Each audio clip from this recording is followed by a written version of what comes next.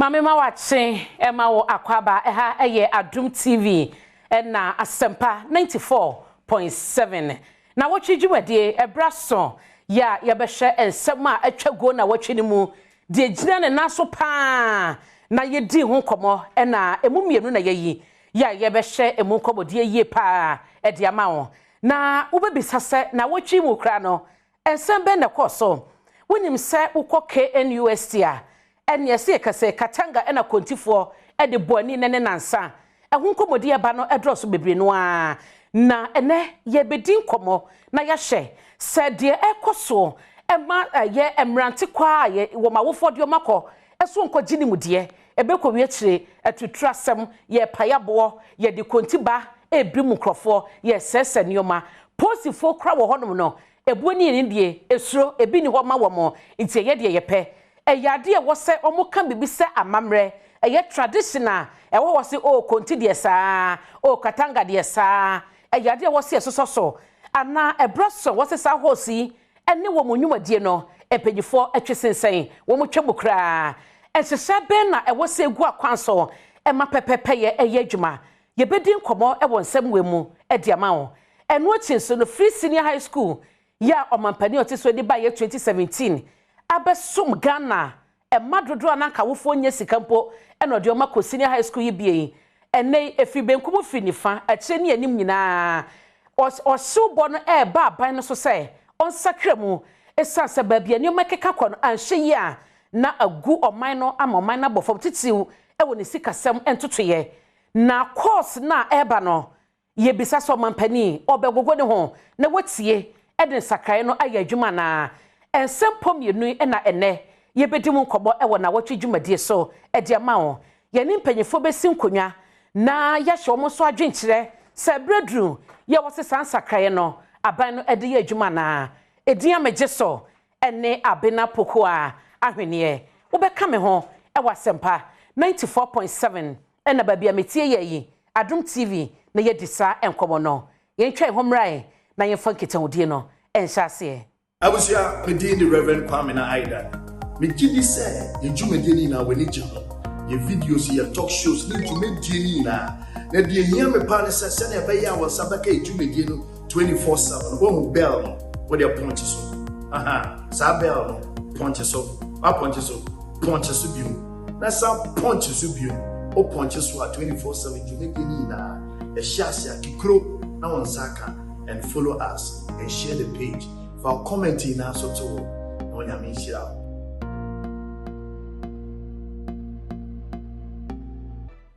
yanko na yenhyase ewo Asante Mantemu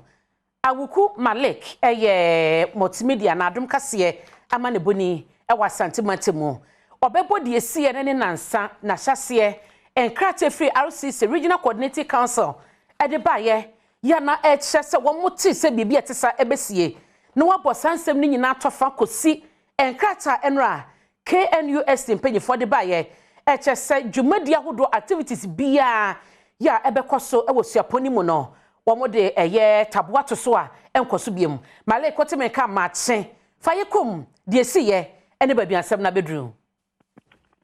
ababa metonka entumejo so pa na Asante Mantemu de America tipia no anopa nsu agugu iti aha bia aye foche katra bibia de di so tonso so anaja ama asem na so atwa prekope na ye hwe KNUST de sie ya enene nansa ye oha ne hu se adisuafo yi wo mo ena monten so a te omudi kan efa KNUST bomso gate ene be pie mu e bomso ana ombe tisimu e opoga to mo tisimu opoga so de on se hon so highway eye Kumase enkan kwantempon kafie ne so eno betisi mu ekwan no eyedua nanso mo di ni nyina ebo so atese be don hwere de na ka bia enko emrantie wo mo de ebi ayo mo wato so ebi nso address tisa akonfo ebi de enema bi botto na etwa masene ana mo kwan kampro ana mo de pem ho gain na musuo bo na you phone pass obetwa de a ene ade efe ebe ye wotan ye pa umbe to asha so de besi ninye na ni na mu no aja obi ani amanfo na ehwe bie wa untimi nka enti he na wo hwebie na eno na enyumre beye no nsumu ho ko we na ani yeteke si yesi ntokwa bia pai ntokwa be na asi yesi kenwesi aya university hall foi aso mu di omo a week anniversary for anniversary omo edi ana wefo great hall aya unity hall for akwakohie omo ewo ba bia ye frɛ ho Peace Junction na ho no entawanto bi ni kan eba mmiri bi atwam ana wo mu eko ye ajanti empanfo tena se omo kan bibia bom na omo school fo ya tena se ka se ha ide ye di head ya se ha Peace Junction de bi edu ya asumje obi nkroso maha obi so nkroso nkwa ha se ana omo de nti emre se unity hall fo beto omo ewo ho no na se akwakoya bufuo so ana je omo to so omo ho so a womo ede konye eno ye disi ade ye ate afiri mu se eno na kofa atokwa ba ebi so kate eye akwata sumuna so gabi a ade tititititi nenso enana masie sa empie eno ka ho bi ana kofa sa ho abati fia me no kase ye nwa de kote potia wo mu gina so a omo de santa wantawa ne ehwehwe so ku wiase no ayin pa na to master say niam ahodo pina e wo school mo titru die niam mo say ye die di makotre bi pa na ye ka be ye du ana mo de ade bobo mu express na ne ebu a ne hwehwe ne de ma papa ho ni na ebu nso anim na ma pa ebu a kire de na ma pa no ebu a nchenchem mu ana ma papa na ni na no ankaye ene enyema bi tita billboard afen so school omo unity hall omo hwehwe no omo e de ade bi abobo mu papa bi o hwe block pa omo tabriye na timse ni ko ni pa ko no okura ka ade no adwena e woni tiri mu no na ehuye pa ebu a block no so so ana omo didi ka nyamra nsem no na eno koso no na nyumre no ma sa ade ne koso na no ana research for the kata eba abonten eye Asante Regional Security Council no ade kata eba abonten asese omo kata mu omo etrefe omanya ne ntie se enkofukuo bi anaso onipa bi obinti bi pese woye niam basabasa bi e wo KNUSP community na womani nukreni womate aniti womo bokoko te uyo onipa ba ku bi ekuo bi anase wakwose baabi a plan se wodi sa basabasa na ba dia eni na joyi se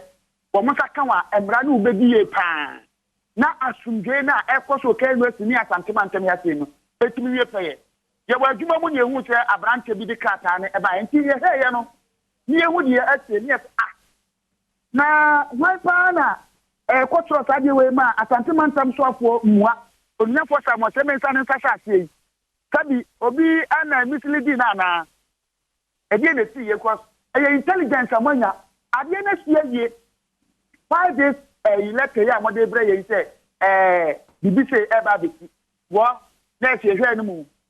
script for so de mo kata bai se de ekoso ho no nyame adon o matimi ama asundwe aba ampa na sabra na nyumre ma ye ko KNUSP campus no efiri baye anajo dumienu ho eko no de na se asundwe no aba ne sa achesa na de tiye asundwe no eto aso a o he bambo nsem a mo de bambo pom de mo ba ho na o mo dos ye pa mo ba se European ba se ketie bi mienu ana mo begu o ta tem ko na bi kura ho da danti me ma ne ba ye no na mo edos ye a o mo na mienu miensa o mo na mo ebi nkuratuo dodo na nkuratuo kakra bi na nkuratuo e wo mo nsem a o mo enanam campus wo ni ade a eti maka se ye ekwokoso na ehu se asundwe no eba ne nso no emra ni school fo ni bi didi nkomo no wo mo de tuja se kenye ade bi ti bum prakopra no ebi beti ye tibiem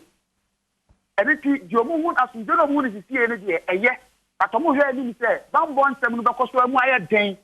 na atoso afakoso na aboa ama asundwe kuru ana ye pese ye no mo KNUSP community wo eni Asante mantem ha nyina no atimi awie peye anu anyumre no enu abaye anopanu be no nkrumu oni ade na no ade hu se mpenfo no ka so mo kwakoye meeting na mo tuni se count meeting aso mo kwose kukuo mu adi ano baba ye ape asemeti no epumatibre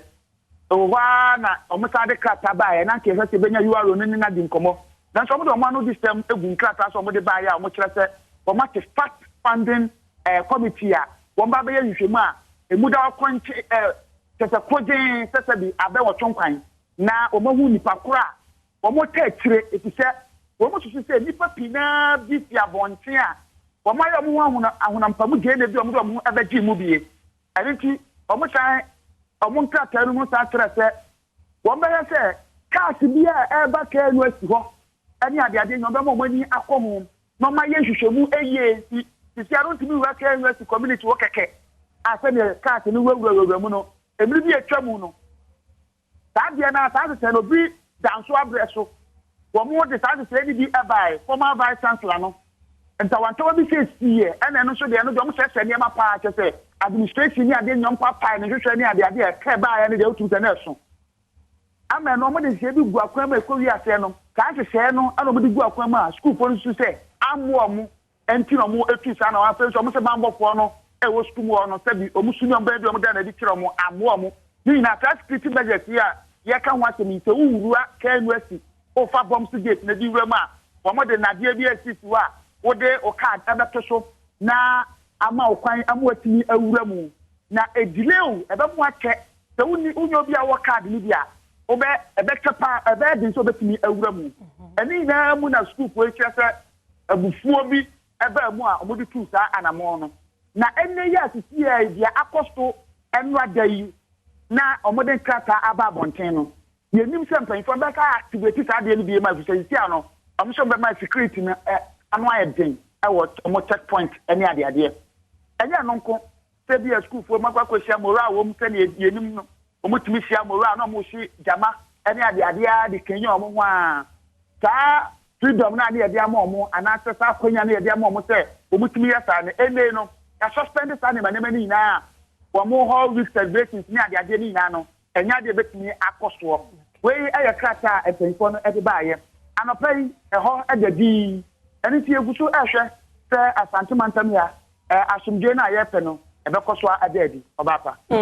Malik mo eni amane bo awodi amayen na ekoso a efo ni edi nsamachi awuku Malik na wote ne ka no eni ekopiem asantemantam a enhira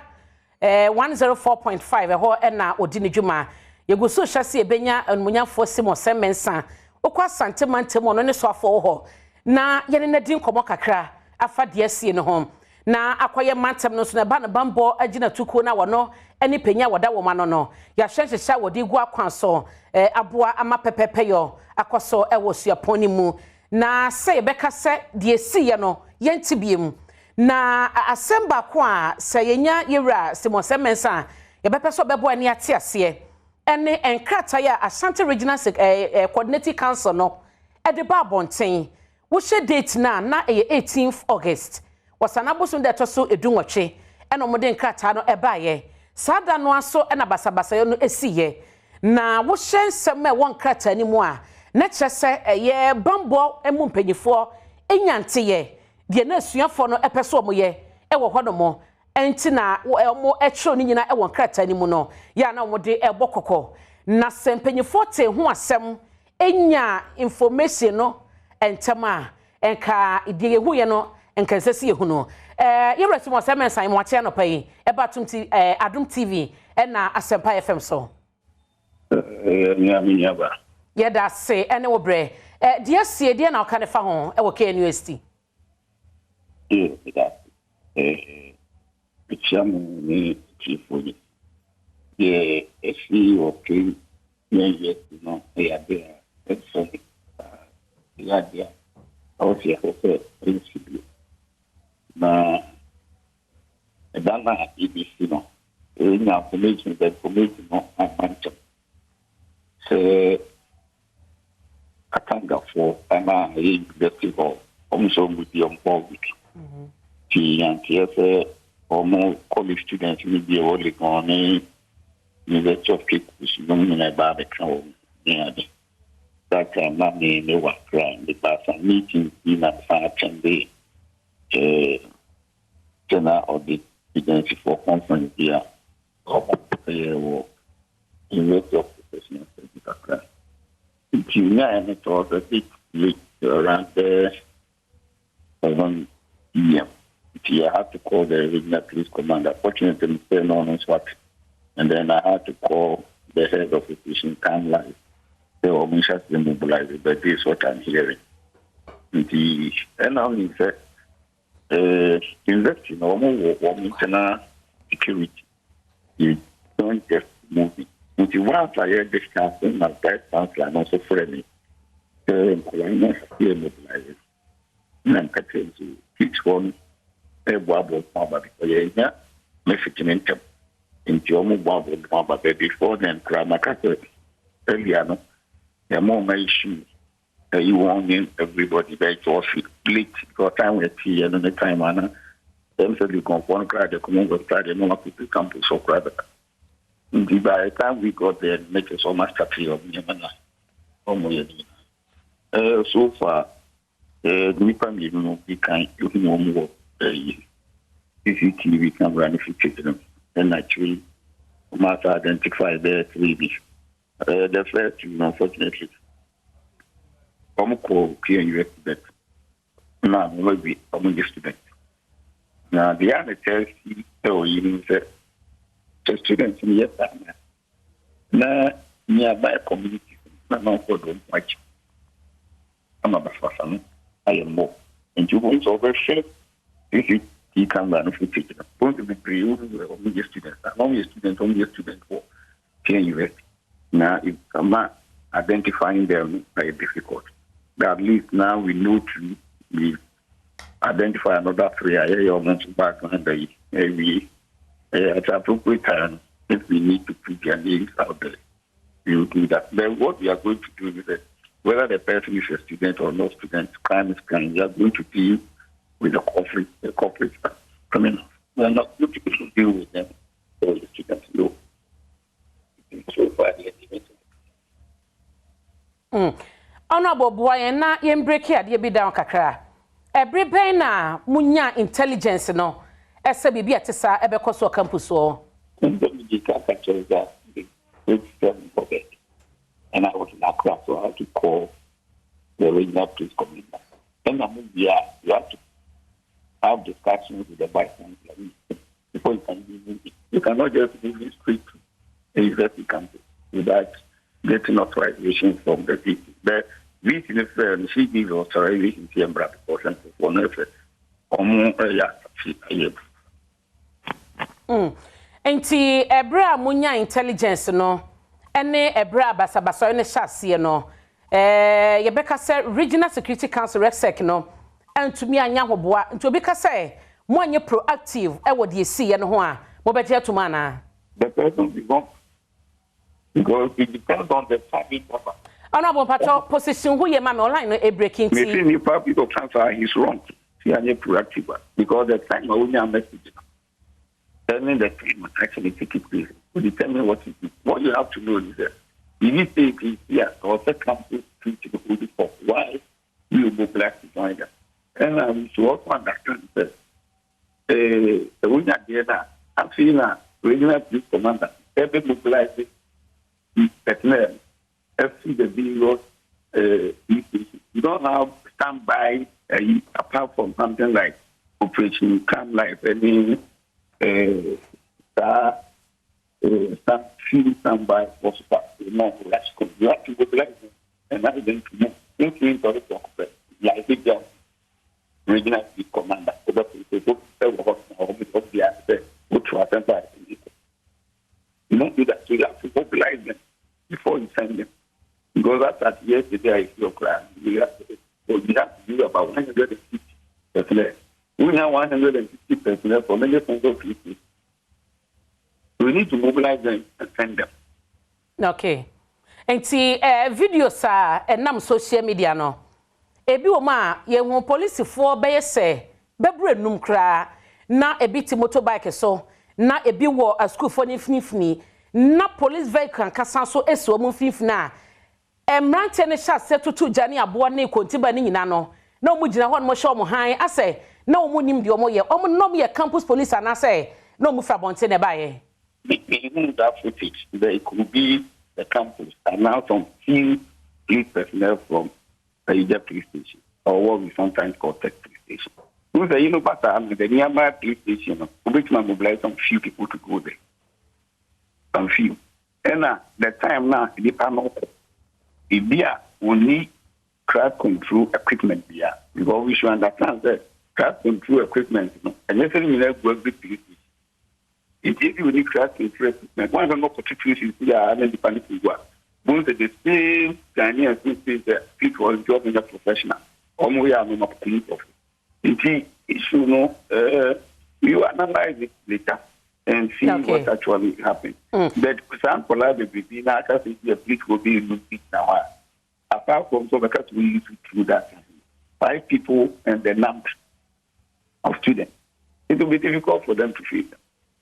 Okay, now honorable said what you say munya intelligence. Motseye etse bibi ete sabeba ye wo security e wo campus communication be na free won chen as the regional minister and chen mama rexec no e ko campus wo said de motenie na police for be kodru ho no ma omu ni crowd control equipment said de wo kanu yi. No, you don't understand. I'm saying listen to me well. I'm saying that you preach for now can be new. We need people from home, and I'm saying that it's possible if you grant or more tech security maybe 2.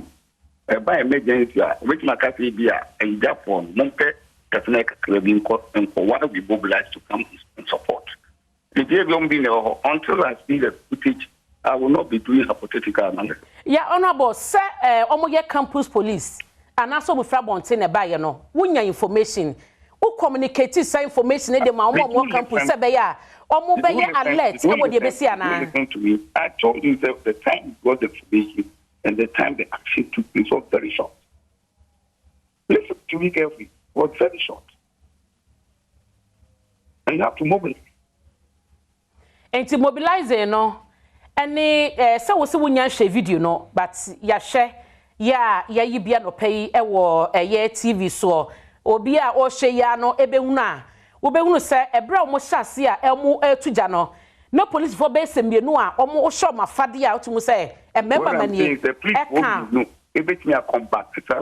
and your police for honorable Makama Manusia Kabeboa. And your police for me no omwa no mutimoto so. Yani uno base and no a timoto so ho. A mummy and son eka emra a school for na mashasie etonio mano. And son a police vehicle nenso esi one no emu to akodachi. Akope baby ate say so na hwehwe be wode yentu bi nkire akope baby afa enti eho kakra na no be police phone sia na enso na ewo ho no na obi ani akade bi e wone ho akobetum de control situation kakra. The only thing they can be have,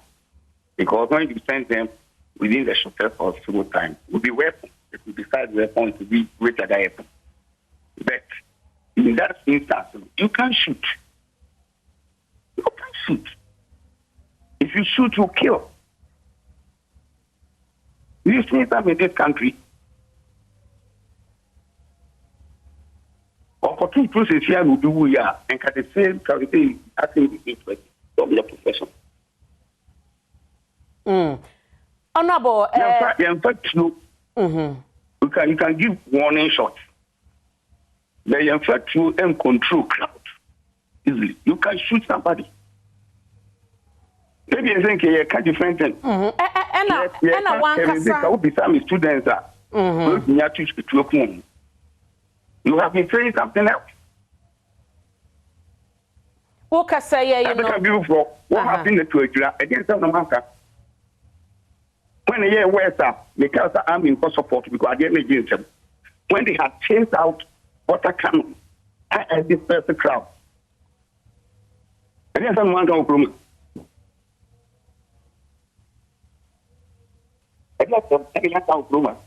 you want us to go and repeat the same thing, and then you be citing a graph and this one too. That's what you want.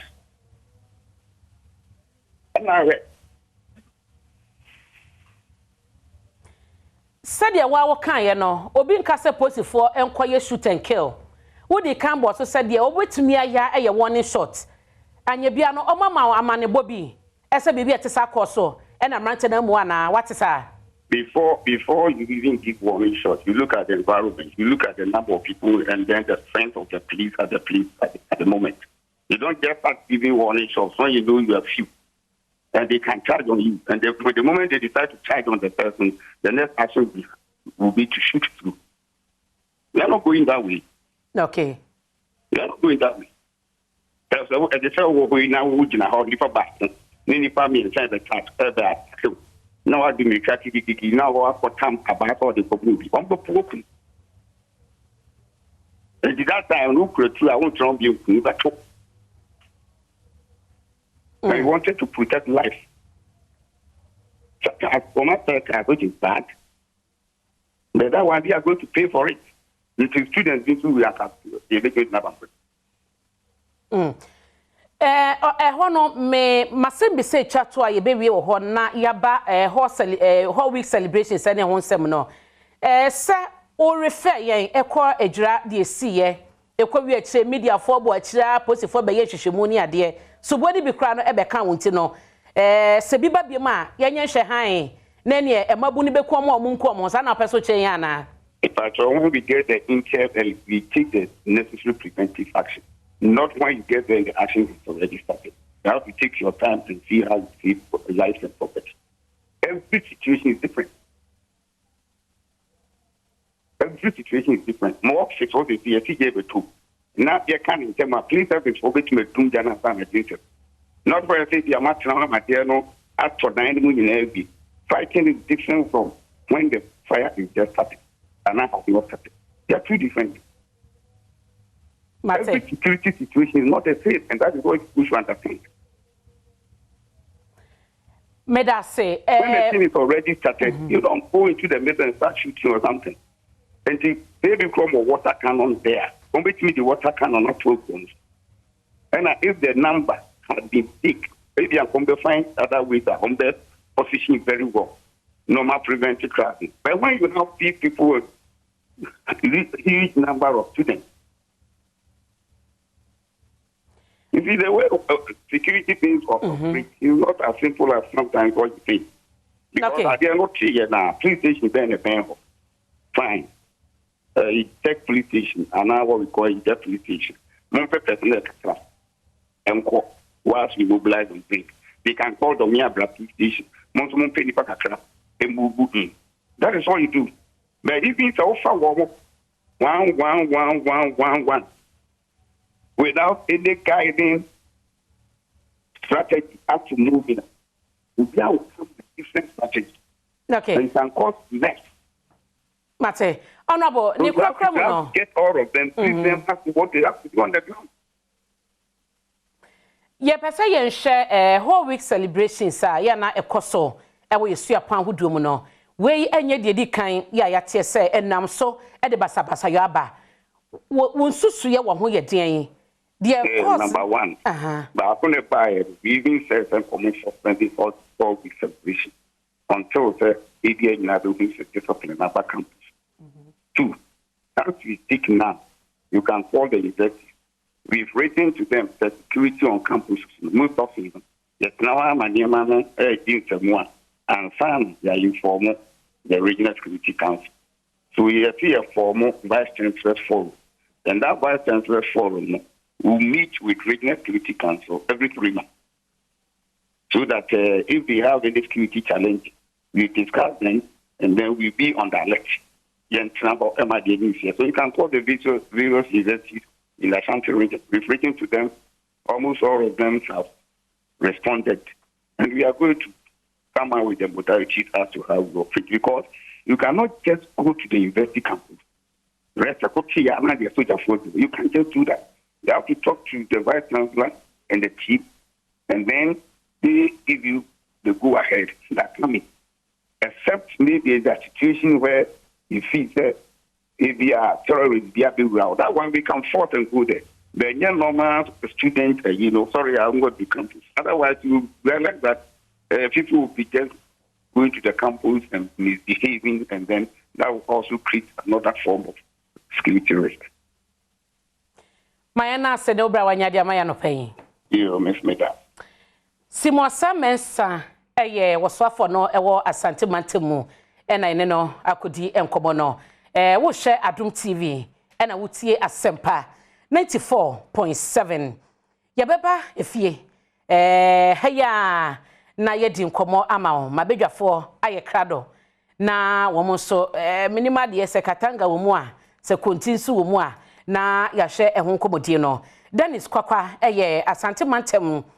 opanyi ohwe nkitan odie ho nsem so edema MPP na kojodan kwanso NDC amanyoko no wo mu kita hodie timu no ka ho bi omo ni mpanyefo a meniom edi nkomo wo fi ha anopa yi kojo mache mini aba mejo so akwa banso ya enua ibi abako na wo hwe omaye wo ma ho kire kodanda amane hunu ko yese kuma se kasa se kojo dan kwa be ma woti ho yedie ase menwore sa won ebeba akwese tututu machine o shase a eden kakra sa ebeduru ba bia ha so no kran so nti aya nya botre eti ena wo hwe oman Ghana mu how amane hunu kodanda hwe ba bia dollar nam ena dollar abreki ayi no a 10 no a eko 11 hwe pound hwe euro Dr. Mahmoud Baumia enti okurum ha alankwajo kire matin member of the economic management team ono so okurum ha president Nnawotwi Akufo-Addo anyenye bia woto nkwa ana so se woni a yede oman no ahye omonsa no omo nyene Ghana ho ana ene hwe bia fuo enenam fuo lanka aba fae na nke ne nam about 14 Ghana cedis ene fuo ekeka ko almost 55 Ghana cedis per gallon ene o private car won't mean ntwi ebinom ko park o filling station o ma fa trotro no cry na hyentu ade no yentimi ntua hwese na niam abo ekosoro he bia inflation enenam ene inflation nam almost 32% ana meboa eno kra no o he Professor Steve Hanka o university friends in US abuchima mu a wo se Ghana Statistical Service figures omode abana nya no kre and ono measure inflation above 60%. Hwese ne oman no sabe o how amani hunu kodanna emabunu yani etutu agu yensam hwe ekomo a ede amanfo medase eti ebe de no oman mu aye den aye na momu no de ya medase pa na mo che minya ma so ensem di mami sa kwaba no o mami akwaba no na mam de akwaba no de esi so hu aeroplane we was landi ya ahana passengers mama tete ahwe enu nti no nyame ka ne se otwedi amponkwa am nyankopon waye na afamu de banyinfo se ofa once na ho abufu a obere wukuro enti ye be fa ban we ho abufuo na ya fa niam a oye no ho abufuo a wan hwa ye na nyankopon ase enti ye hono ye ala medase Dennis machi akwa banso Abraham Joso boko de nyame da Roma da be free Asante Mantem mu nkwan de president bia ni Ghana o mani pankwa na mebwa mitio nkwan de nyame na de maye enti se nyame tomo na ade achi na se bu sa so ho te se na oda nyame ase eno na di kan ese be hwa numa na ato ebe nyame ma nkwan na se wa na ase na se wo de kofro aeroplane wa ha ntwini ye ontimi land se de opeso land obati ato na do Danko Akufo-Addo oma we obetra ma no so ne ni dollar ne edi cedi e be se enu anu ndc fo a amamu ntomu nya taste foforo ase so mo de ono mo kasa omo ntumi mbo cedi din kan sama da bia je so mo kan dollar sa bo ya me nyina ya tumi ama cedi no e ho aba mfa so wo ma we ma je se cedi ni benya hoden he ya na yetete ne pansam no because and ndc fo ba power na ma omo create ye omo restaurant omo bars pubs omo ye nyina am so mo charge dollar Jama mabru ni nyina na so obenya club ba kwan ma je se okosesa cedi ni ko dollar ansa na onya bia to ni nyina ka ho bi ni nyina wi ba bia ye wi no nti ebesre omomrafo na mamo no nkoye mi nyina na ese nkwa ho ye da ta no sabinu amamu papa na nado Danko Akufo-Addo ba ya wo bo ho mfaso nyina omanya bi kwadwotu we 2020 ojari nso free na nado amamu ntia free 2018 ebesi ne so hwa kane aboa na nado tete so nso bo tete so 2018 eno nti na ho cha ba wiase nyina no still a no tim hu se yensu bo kane aboa yetua ne no efo chan de na yetua na 2015 under Mahama under Mahama na nipa fax ka kotosum abafie ofasika asema o yesi min kotua light bill ba na esum because so the banner de be go ha unya kane anso ene ahoche nyina mu na me ya dom mafidia maso nyina na ba timi ade kane akakra ba ne ka no ebe kofu ma chan se de nka de generator ene plant nkwan power sa machine akakra ka nyina eno nti aban bo moden se ahoche nti se dan kura na yesuso omanfom se de be ya ebetumi asaba na ya begina na so nti weda nyame ase no ya da mo so asesema mo yakwanya no pai ama nsema efatase ye kan ye be kan kiro manfo ne atiefo me da se ti mabedwafo mama makwa aba no we nem say intro no no mo de kakra asoso ama wo na babia yedru no ye be kwakoje enkrato ye ba ye be hwe nsem ni mu konti na katanga ensensem enye no nko a na wotwe mienu se ne ye ti de sie e wo University of Ghana Legon na eno ye mensa saba ho na Commonwealth ho wo so edebo ani hyehye cars ni ade suspension bi ni ade aba wo ho ya na ye bebisa se ye enough a ebetumi ama asuafo no atwe wo mo ho afisa basabasa ye kwaso na free senior high school ene edapono so ye bedomo suko ye ntwa ho ye basisia Mamema wakwa babiemu Emra Adom TV so anopayi na Asempa 94.7 na wotwi dwumadie ene eguso a yede ema wono yenhya yenkobodie na se na yenhwe de akoso ewo KNUST mededi ofra santemantema baye yi no onam de ne be hya se osaso no ane die mu a nti de asie no se megidi se bia wode achi kakra eno de abedri Dennis KNUST wonye dedi kan ya basabasoyo asori ewo ho ye ne regional minister kasa to fambo mu no wo take on ye den Nnawotwi maybe trans studio haya menya kwanya discuss the same topic na me did say ensam ya kan de da bia foto na edema students na no ana ho bibi fufuro bia na akire pembebre no betese bia foto e be dikade be mam so ya de mokose mu nkosua de enti mo mama ni nko books no ho ye mu bi no ye ko university no ye more than additional ye niam bebre nya sua hunu fo bebre enti sometimes okwa ya na ye nso tu fo se bia okwa tretron taban mu me kai se me we University of Cape Coast ye ma me Bachelor of Science degree and nothing at me course but me we ya me ba na me class certificates I think 14 different certificates na ya de ho afra sorry ya de ho afra politics ya de ho afra niam bebre NGOs ne niam bebre ne nya certificates ne nyina aboa e build yen e ma na niam bebre ho ya sa sua ho no guide ya no nti so because school na say e force no say sua de nko a normally nya futu papa na beyond adesua no niam aka bia so wo university bia no eno na me cheche me nyina ya adesua e boa bi ho a hyeda na hyehye to ho enti nipa bi be friends bi a ya hyehye ne se sabi edidi nsem hu ba ntesa because obi a wako university wa wie no expectation is say the dwumadi kase bi a hye on sa enti ne for graduate o graduate ba bi kase bi a de ma say ya ba adwuma private work wana fie abusua bi bia so otumi handle eno ntesa na ma we nyina no multifaceted trainer ya de ma say de ba ya challenges bi bra ba be hia no abonten no obetumi edi ho dwuma ama problem solutions aba de omoye no na anu omotaye oko UCC a enuanom Atlantic Hall ne Casford for ye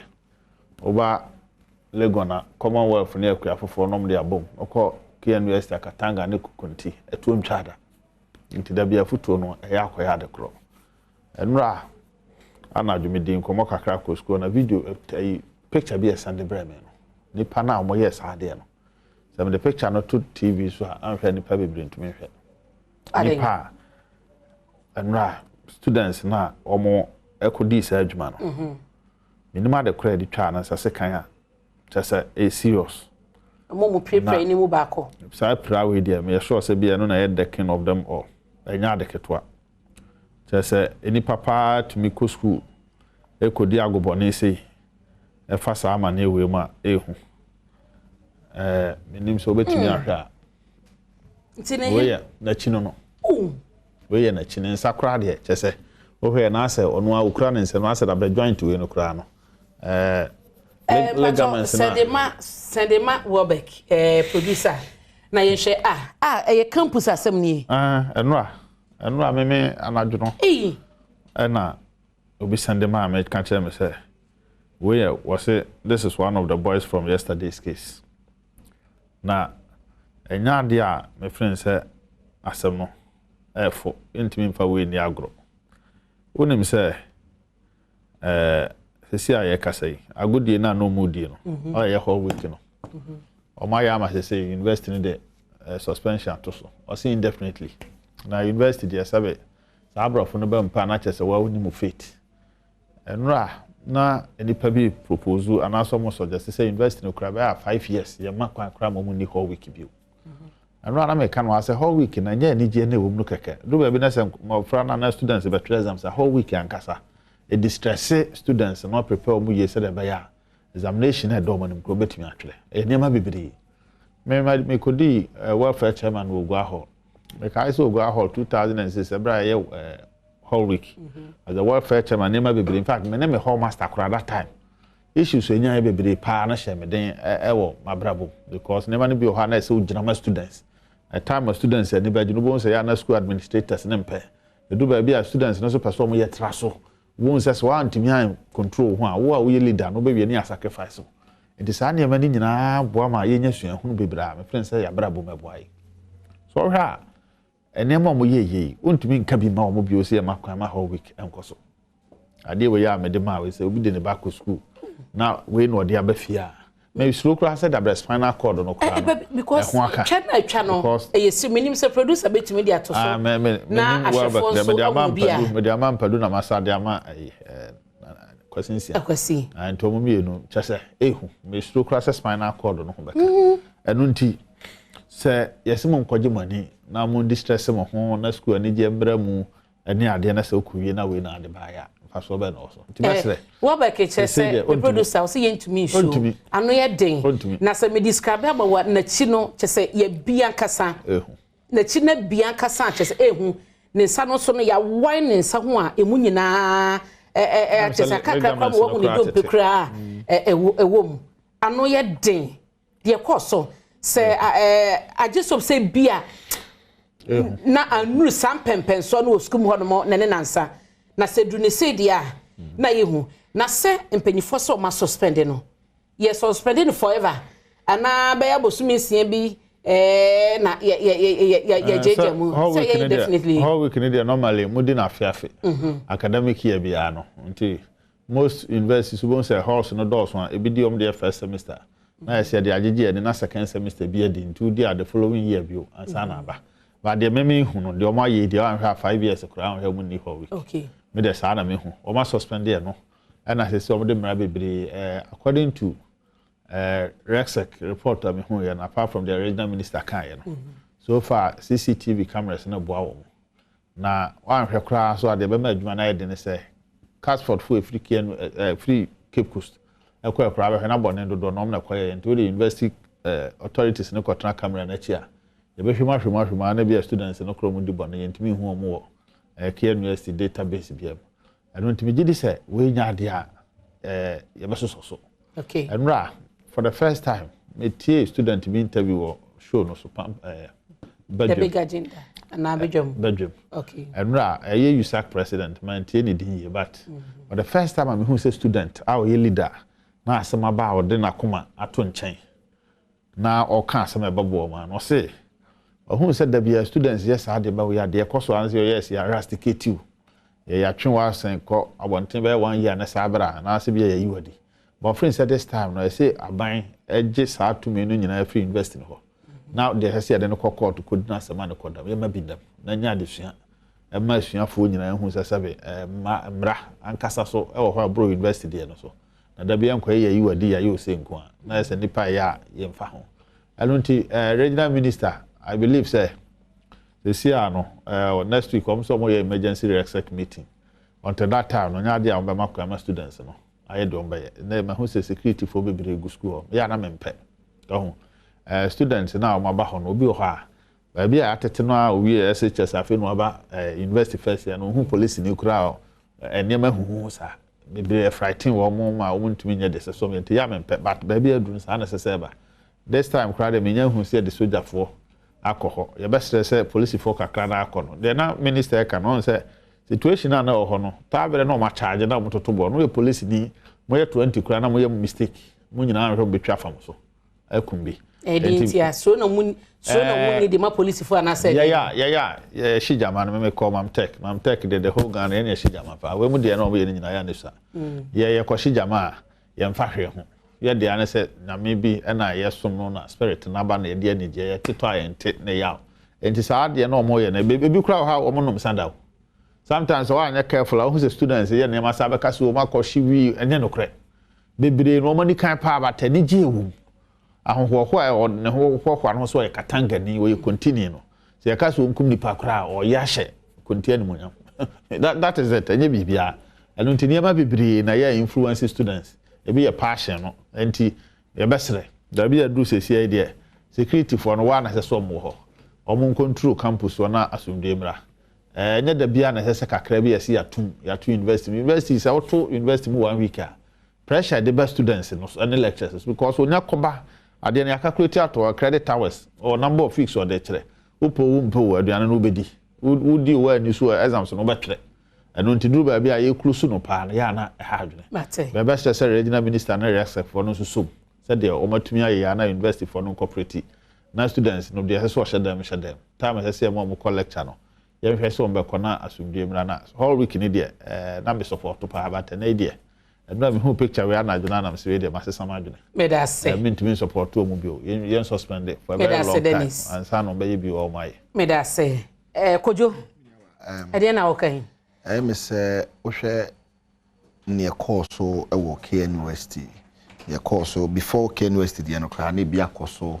e wo ye Legon. In fact, Legon the NC no, me say na de chain pepepe. Me ko Legon na minim se bibi say ti me drew Legon Hall Annex A. Nanim ho na me say say ya toto when am say na den na akoso wa hai. Ti me bi sam na ye kire me say ntokwa bi a sorry ye between Saba and Commonwealth. But you need me be. When na no say ebesi a empempi no wo mo trigger saa de no nye woni a wo campus wo se Sabafo no anase eye ye ka ne sen Commonwealth fo no anase Konti anase Katanga fo no eye other students a few other schools aba omo some level of allegiance anase omo alliance between themselves no omo trigger sa na we o hwe University of Ghana de na Saba de esi ye ne eye Commonwealth de esi ye no na metete ne se that am na Katanga fo ni bi aba Saba almost no be djuma bi a mo babo mu chidon because they have some level of alliance and unti no omu hunu say Commonwealth ni bi ehye red atta obesi atwam no because there's a rift and asent to kwa wo montem Katanga ene Commonwealth ntem ti no no mo che saa Commonwealth ni no na ene Sabafo no so ebeka ho ene musibiri akoya musibiri no ono so ko report ye ene ma saa di wi na ye ebae. For me, moving forward, no, one of the things I was here when ye can was some pa a horse no a students in the one. I was say your mass security systems no enough such that so obi free baby no baby ra horse ni mu a ye hwe baby a wo free a wo ba be de wo ba be ra horse ni when na wo ba be hwe no nipa na ba hwe no no anyanya bi a o resident of the hall ana. Na say or a resident of the hall how many minutes na who internet say who ba be di ewo because ya hwene and put all of these things in check ya hwe ya dachi bia no e de assemble na ebeba and over the years sa de esi a na abetena ha na yakasa na eja ho na ekọ na sen asi na abekasa na eja ho na ekọ ade ba ko so wo se hwe en say on the various campuses the security architecture no at the same over University of Ghana for instance. The average age of your friends and securities, you know, about 40 years. 40 years, go anasa. She mabuni a yakoma of mabuni, Saba mabuni, binu 20 from 23 to 25, 27, 28. Omu ya mabunu, binu muzwa jeme. What I say? Omukura a year body. Sa 40 years, a do say, BBS simple, never say, a security, internal security behe. Now, what they come the situation. On to me, my come the situation. In most cases, simple. Say omu se BBC internal security beba mu pa omunya hu se na de na ya no mo ahase adwane and so internal security they themselves they even need security. 2 the number of security personnel ye wo internally no enye enough at every point in time no obekọ University of Ghana for instance obekọ bi Asaba bi security e ho no bi aba nipa baako anamienu na se security e ho ye baako mienu na se situation we aba ombeden ama a situation no aba under control. They can't. Because we University of Ghana, for instance, emra issue ne sha see omo frɛ police for say police mra police cars be miensa and ba e school ho omo ba ya in between Saba and Annexe omo park cars na e was omo hwe na omo tumi e calm down the situation omo hwe say na ade ne ko omo from police for no ana omo tu omo car e ko gina ya Saba field echi ana omo ye ehwe ha e ma sa ade we na ya den e koso and ade ba ko a e wo say ye ka ho asem asoman and yet just within the schools but every aspect of our life intelligence gathering utie minister no so omunya intelligence and say BBC be den ABC na emu no intelligence ne ba very late say ye wo no blame minister oh me nka say me blame minister but say if ye dey eniema gugu akwan mu yie for intelligence gathering look who call other parts of the world utimu say omo de eniema gugu akwan mu ebimpa before ade we bebesi no na what treat to before ade we bebesi no na nkoma gather all the intelligence ye be boam ye dey akebe the situation enti intelligence gathering ade a ehu hia ye pa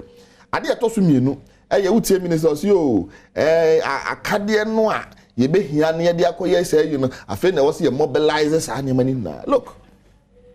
as a country adenti na was say edru a friend saying emergency say ya afi na ye say ye ko organize akade eti ye ni pool of akade wo ba bia e beka say oh Jack bibiasi nti ye so re the police for the soldier for yakofa sa akade no ye de ko hene de akosolve issue na must we say afi na yakofre we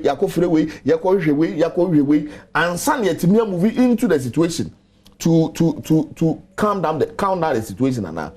it is an yama we na ye nyama wo se na ye di hudwuma ebio me nua no eka bibi o say look school na ye koro it's not just about adisua no enya se ekosua de keke I was say uko school no a odo ho the school must pass through you not you passing through the school and nti ye mu bi no say no kan ye ko school ebu okra class no kra na ye nyeden ye nko ye behu na politics ye other activities curriculum activities SRC and sa anya mani na ye de ho ayeden ye de ho ahyem and no na aboa ye mu bi a ene ya bedu ba bi ye dri eti ye encourage say e was schools no e de tabo no eto so aya afebo say sa anya ma bi say no ye course school whole week ni ade no ye ba ba ye de ye betwam because ye twamu a the experiences ye mu bi ye nya in our various institutions no one ya wo fi ye chiba no one ha wo nya them experiences no make I say eti I was say na sa ade we na ne hwe ne di ho dwuma and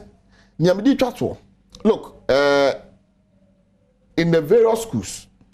ebinu bai say the ultimate ni say ye ba besua de ebinu mo so no oba na bi kura wonsu ahwe onya ikura nka school nkanhye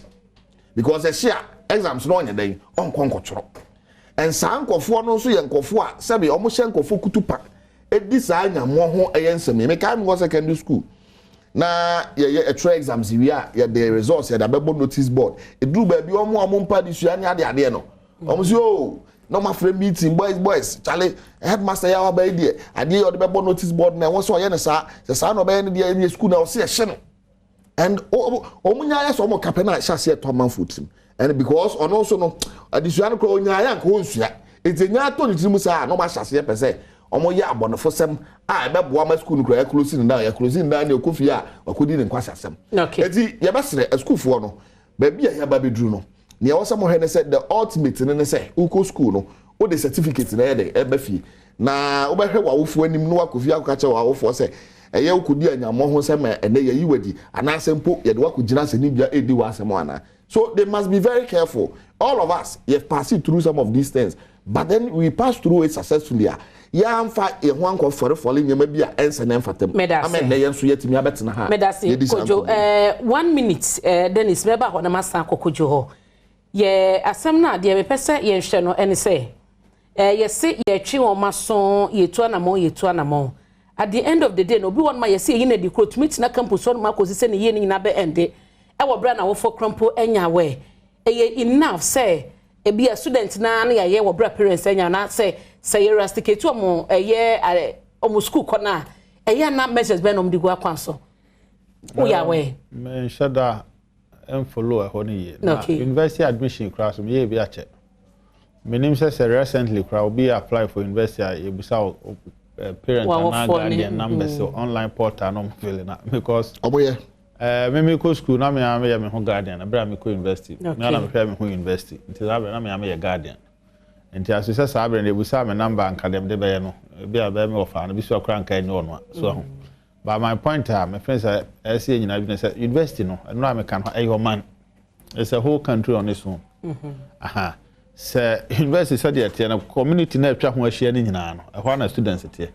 enti so bi timu a den so be ka chense bi a on sorry free ho na bi ofri nkran na ba school to free kumase ontumi enya sa nti university no mum na yesa e bi adru sa abre no be man na na so public okay edu ba bi yesa TV kura na e de ba news na e de ba me hu sa students we e free na ekro university na take a decision we said e be ya awofo no ba bi omobi aso mu hu a normally bon se bi a be twa ni paper ba Ghana ni pa be bring kai paper aha nti me friend say enu mum say de obusa na say man na ye public say ye contact a ye free awofo mum hu say ba bi asese wo ba no ne bobra wo school ha kodru ne e free na ekro the next one year on call lecture ye bibi on ka ho to make sure so ni ba bi owo because most of them no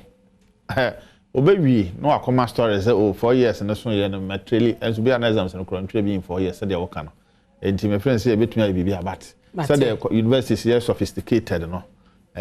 university na kasa betumi ayeketo bia wo fo mo make sure say so mo so makwa obedi akire no ma eno ma dinkita ho ya na esuro se suro ni ho anka bebre ni bebe fia be kan do maye tebu ba bia yempa kura be fa so eno me da say Professor Stephen Ade aka se bi o se mo amanyofo ne ka ho bi ena ema ye mabu no kosku a ene die na no oya ye oni matutu asem ye pa onu no pie ba amanyofo de ne di dwuma man position sakese mugitum anya no kra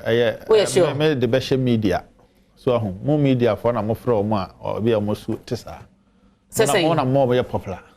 me boana because nipa no se wo mo ma no ya wo mo di atem in the same event na chese wo nipa bi a o ma no nya ya o mo kan asem bako but media will not identify and project those people time bi am po bi a ye gidegide na no ya na mo de news ever enti professor there some no kan partly e bi am na mo ton sa ankrofo no political parties no hu se nipa we amfa na anya adwuma bi obeka sa ete ba me friend say political party no nyina efa bi e call Tescon no aye no Tescon so many various campuses bebre me friend say enya atem didie e na be ma mo platform ye nya so abetena enti professor bi ade o ka no to some extent bi o nyina so bat media for na mo project politicians or man ya man kan chairman na affair mo see the issue about the same issue the issue about whether or not your admission who provide the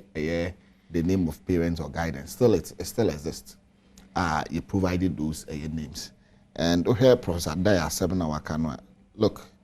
I think say mini I adwene. No crane say mo media for mo sensationalism too much, and say nipa oba betina wo show so a oma wo show no enkwani mo no o ma na metras because we dream say oba na obekasa boko na wanya yi a map show na manfo ahwe eti me I've been to studios say ebia unsa me sha asi na maye no boko na kwadwo adan kwadwo dan kwa na o ti ase I've been to studios ombeko break ebia sa day no na wato obo ase a wo cheche niam amu a onya kwadwo pa majamram na wo ye wo majamram ebinum kura no kaso kase majamram on kase kodi atem ebia na why slow ama so na you slow nti no keka ho ma ho nyese eno nya fire would that time was fire every day would be media so that happens me have been to studios I mean it happens me person me body no so what I say and so most mo ka ho you are part of the problem and I mean ni na no ebe si se yankasa ye society no ye pesania ma no enu nti na media no so omode what we want no dey dey the mind because the society no empesa na ma no a nti na say bad news sells anameboa nti nipa no oba radio no so no be di atem di dimpanifo atem he akolai owo a friend say US of fe no say twene Jonas so say den oba utimi di obi atem and no na manfo dey time that is what the society likes so eti enu nti no say ya hwe na ya put in place na ya put under checker ahwe ya ebedu baabi no will get out of hands na get out of hands okofo bone a osikuru mo no se kuro na ba ono sa akonfo no sebi so ti mu bi ona eti mo so mo ka ho monyi blame no ya da se kodwo dankwa na Dennis Kwakwa na meniomo edi nkomo anopai ewo na watwi dwumadie so mayintwa humra na ye ba ye de free SHS enkobodie no ebeto aso na asa na no mebon kobo kakra de afa akwaba dwumadi a mesa kwaba dwumadi a ekoso no meti hu kakra bi a chew ene ye final day no activities bebre no a ene gu akwanso ampanyifo de bremo ye ntwa ye homra ye da say so wa share your video make I will say abrebi a wo hwe sa video yi wo YouTube no wo hu adoma na eda so no aye mi aso wo mi aso wi a chese abrebi a obenya kwanya na video bi a ye de beto ha no watumi ahwe ne wa tro say wo so no so aye mi a se ne be ya wo mi bi so benya bi ahwe abrebi a wo ye ne sa video bi a ye de beto ha no wo benya bi ahwe me da say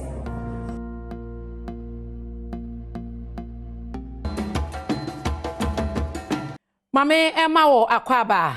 Emra Adom TV eso na usanso etie yen ewo Asempa 94.7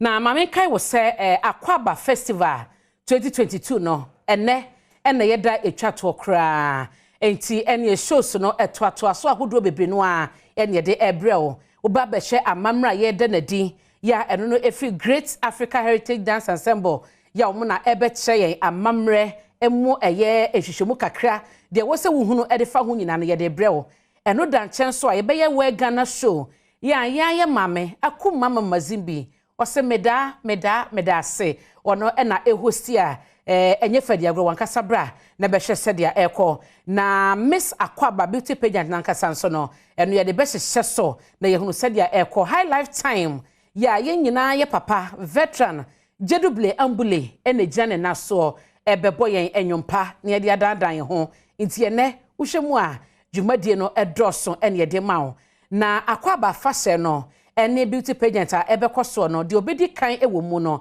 eye Miss Akwaba no or the 10,000 Ghana cedis ena ekofie na de odi ho nso e de 7,000 wamoji ne sa no anye no de odi kan obenya 10,000 Ghana cedis no ye sanso de na koduba ya fa ne ho kanyina ya sanso amande odi tu ne botomadidie enya sam ketwa eti emuye pa we ene de bekoso de obetoso mienu eje 7,000 Ghana cedis na de obetoso miensa waje 5,000 Ghana cedis me patcho me ma ore mfi se obeto aba e de ma wo favorite na watumi awini we eye maiden edition de kan kra ya ye de eba eye Miss Akwaba no 2022 for phone no na e dialing star 365 star 300 hash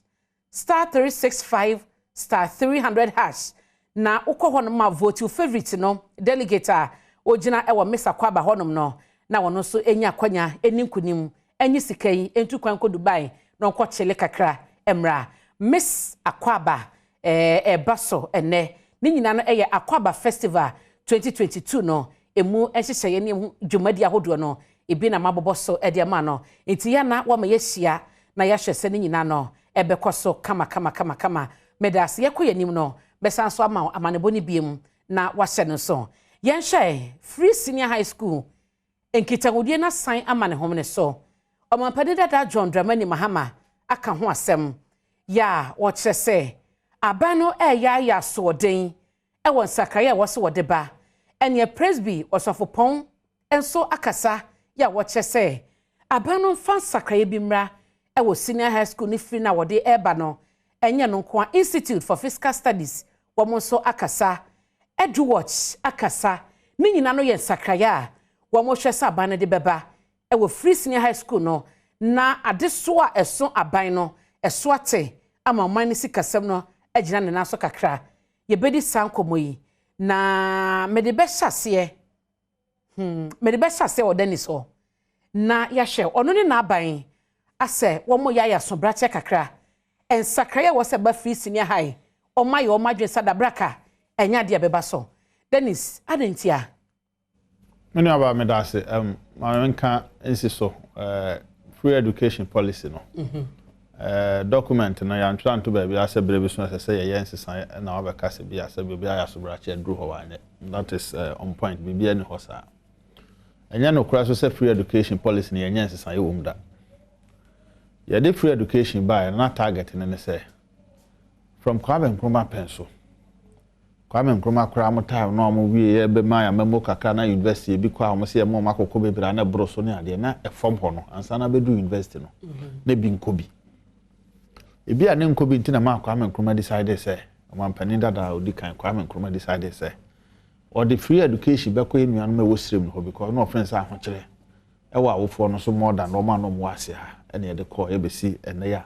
na do dan kwa akufo ado be di amampani o kan se da bi obetretrem. And so sa disparity no wo ho dada na efiri tete ye nyina enim se ya se sana emwa enu nti ye wo ye na wo ye fa ne nananom bebira o monsem mo ka kire wo fie ebra ye nyina ne se minya aboafo a ebi anka sa abra no ba bi ote ne adwuma wo ye no minya aboafo a enkanya madwesuo nie because wode no ho toto wo mo a ono mo si so mo a no mo ekotena bi a class 1 ekodu class 6 ono antumi anto aso no hwe ba bi a o makodu no de no modern mo ananka ono onim atotom de ho ananka etu ye ya nkokogya wo enti eye ade a edi o man ninya ye betra ha sia na ye do man toto o man ho beka so ye nkɔ Malaysia ye nkɔ Singapore ye nkɔ hwan ba ade a be hu ne say from sa ama we nyina no so obi wie secondary school no okɔ tertiary oba hwe bia sa abere na na do danko akufo ado maaye no o de toto ho a abere mo nipa be 94% I graduate from secondary education to tertiary na Ghana na be 50%. Echese na ye jadi pani bebiri wachiri enti botaye no nya botaye bone botaye ne nyina ne se ebre bi ba o ma we mu a se nipa na ntimi ankwa na otu bi nchen di abawa na me no kasa menu a opo bi atena won nchen akora a wodo school kro te se SS na opo bi atena nchen wonya bi because na do danko akufo do mo nyina akogu school na kora dia fede nkro start create agency se akora bi hu hen ha na o ma register na nyame bo ano oto na school so a wajai baby adina kwata na mnato aso. That is the kind of country we are creating. And on the bad moment we are tumpo. Dog chains are near tonton and any manage traffic mene. Baby a ufribia so free crana kwa hunsa traffic no. Sending crana mofrana what traffic meswate. Enye bibia. Ya chechiro wa mana me hunsa de baya. Adeswa e woka nipa kakra bi na edi ye wo ma we mu no so me kohe me wo faase me kohe me nuaba me ko ni nyina no. O man no so eso mu bi ntinye tumpo bone. And that's will be say yes, someone and also near assembly because ye penny ye and untina a day ban and no man for dinner home. The only problem we have,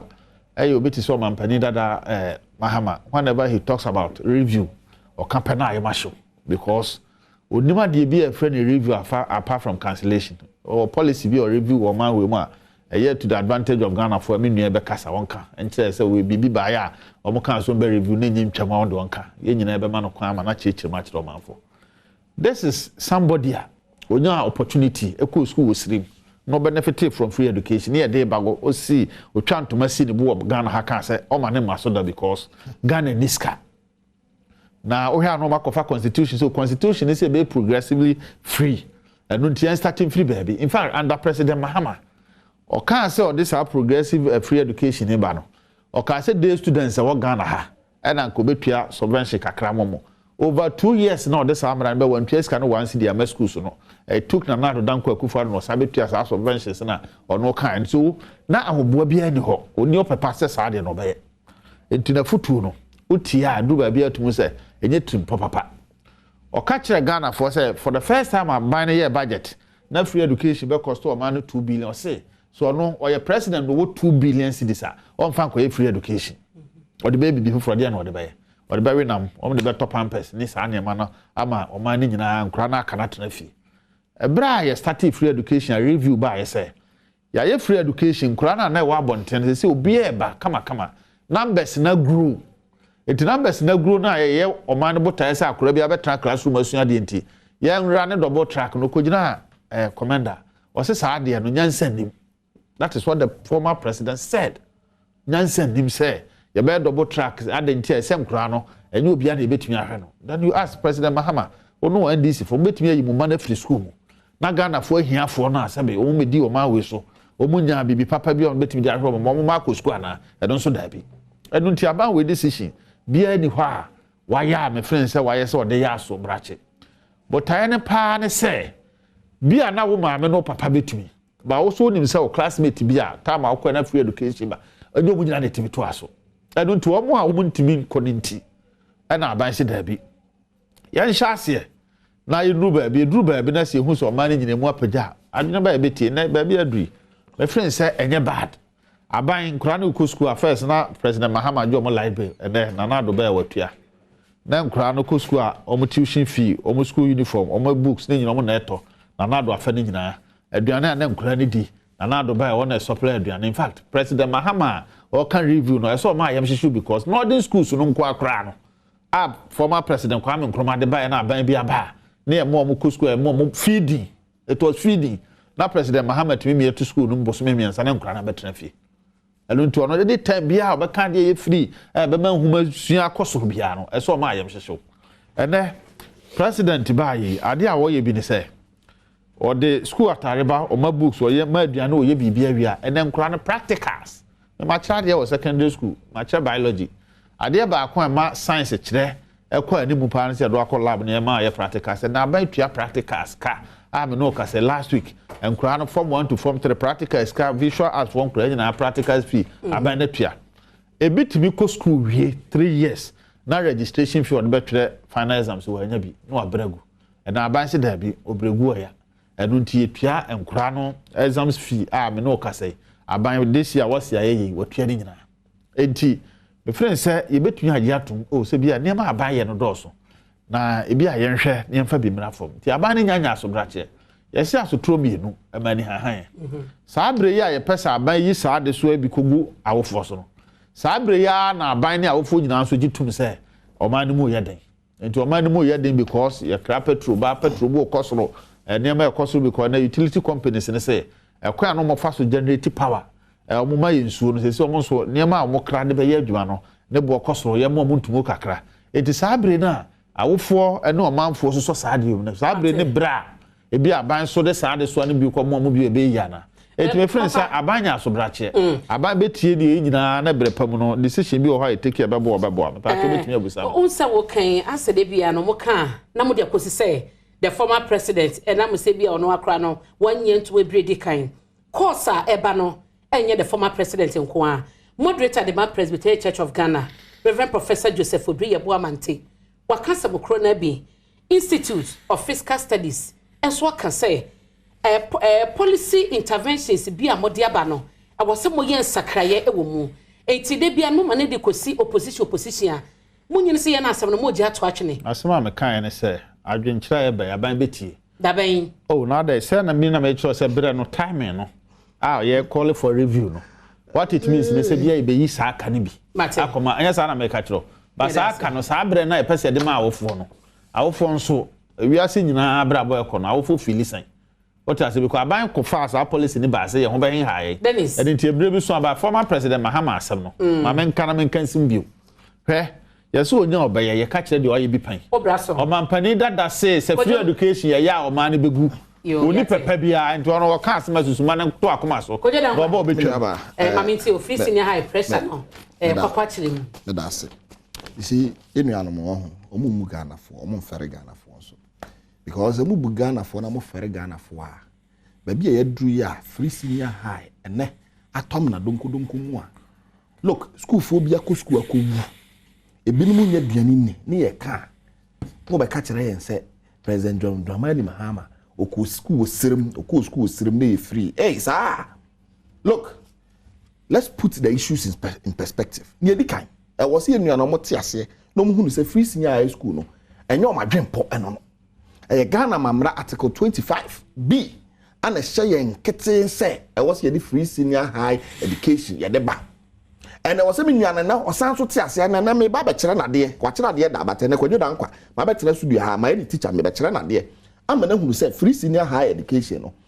John Dramani Mahama o se yenye review I was review no kire se cancellation no John Dramani Mahama no one no say free senior high school education one no sha ase and sabe me two mira no ma kire sienti no me kire usie we are September 17, 2015. Mahama to land progressive free senior high policy today. And you mean America. Here a CTFM online. Any TF will be me no magic. Je na kind me chrawa de ne. Je utimi hwebi.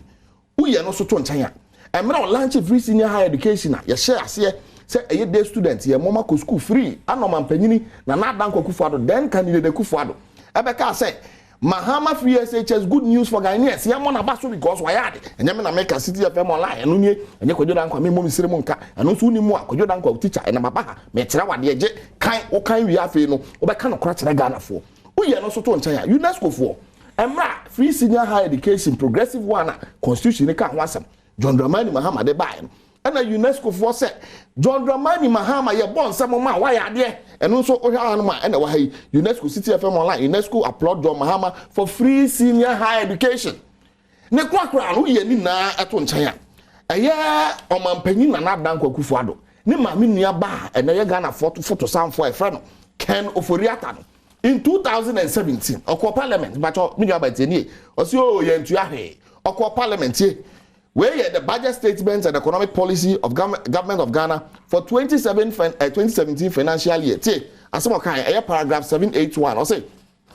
other social intervention expenditure in the sector for the period under review included an amount of 71.9 million for the provision of subsidy to senior high schools, 25.96 million for the implementation of the progressive free SHS. Wabetana u chantro u tufutu Ghana fo ani si entu ahwe Ken Oforiata de ka say o si John Dramani Mahama otua say SK e de share free senior high school say eti ni o kan sabi odim ni o kan yenya no so nto nchan say no my expose no e wo ho afa yen ko the next look free senior high education ye kan ho asabi Ghana fo na eje tumti na John Dramani Mahama o sha say na mum ye sha say na mo ba ya mo ba beto aso no mum de na mo de buy no e there a lot of challenges buy okaya in 2017 and they say a school kokumaka oko a Kufobia other schools secondary schools and kofo we out of a cerebrospinal meningitis and also near say a more peso congestion that side the buy am amount for and kolang amount for ma wo maso a school call muko school omuno so mo ma na economy nyaba omuko wu secondary schools wo hono mo ne kate o say he na ye bibia den e de fa ho wan pa mu a wan ka ho because accommodation ni ho aso John Dramani Mahama ansa no be free SHS ne de na se no wo sha CCC eye community day senior high schools 123 at various stages of completion at the time aye ko na about 49 of them were ready uba ye anka to aso na man kwala ni nya school ni bi nya den enko obai won to aso o so na wo to ayampia o so na wo di atem o so na aka che say cancel your friends and review means cancellation adan mo brofo na monte ana ye ka review check cancellation eti brofo na monte a omon kan ye nte ase ebio wo hwa eye free senior high school assistance now ene textbooks enko ene schools no eye teachers no kro no munya teachers no ma kire o made ene aduan ye o be di kura no aye problem and wo hwa eye upper east is it upper west omo de eyi by enkrata by upper west Charles omo headmasters no omo de enkrata by ka say for the past 2 years aduan nkola ni bedi wo school mo omo nya bi ni enu nti no ama schools no omo ho akere wom it is aban omo kwado mo ultimatum of 14 days say aban ha anya bibi amfa ho a wa ha omo to schools no omo de omo press release by na Eastern Regional Charles so de omo de buy so omo so the same thing. And over the years, for the past 2 years, aban SRC or free SHS away no. A supply of school friends food to the schools, ya supplies so. A acquire was a fast supply ni na asesa and bibi bia jiagu amen kola ni nya aduane nya den eni e de yare dom na ebren kola no en kola ni bi e ba fie awofo etimi trooping into the schools e ko form of free school e be mo aduane di why. And nothing ye catch or say, I was set who review free SHS no. Send your babwa, a man near my course where any man pay, Nini Nan yet me either as one. And then call I go school. I am pack on, but that's a problem. I could not bet that's a problem. Baby on better, I have problem. And when we are talking about all of these things, oh, but now how fair Ghana for, Pagana for chow, Ghana for review na more canon. Review no. Mabaho. One must cream my day. Mabaho. Na moana mo sen catch up and say on review na on your day. I was one whine na every fees. And review ye then I watch us a full way. Review no way nisika. Review then watch it. Also one kasawaka review no. And your NDC and John Dramani Mahama Peneka see review free SHS. It's a boom review. Nipa awo do me ba